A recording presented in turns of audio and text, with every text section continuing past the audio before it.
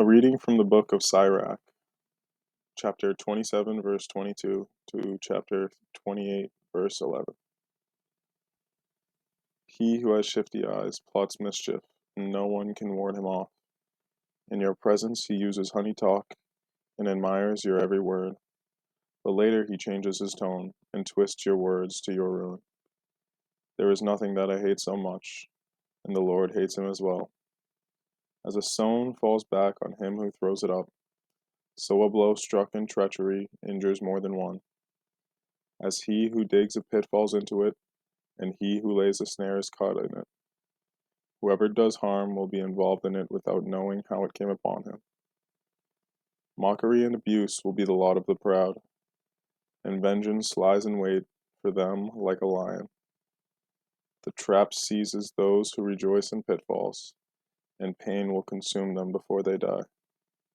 Wrath and anger are hateful things, yet the sinner hugs them tight. The vengeful will suffer the Lord's vengeance, for he remembers their sins in detail. Forgive your neighbor's injustice.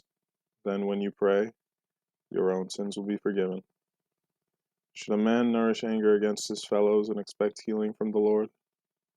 Should a man refuse mercy to his fellows, yet seek pardon for his own sins? If he who is but flesh cherishes wrath, who will forgive his sins? Remember your last days, set enmity aside. Remember death and decay, and cease from sin.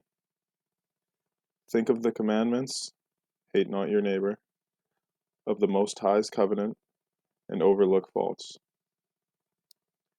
Avoid strife and your sins will be fewer, for a quarrelsome man kindles disputes, commits sin of disrupting friendship, and sows discord among those at peace.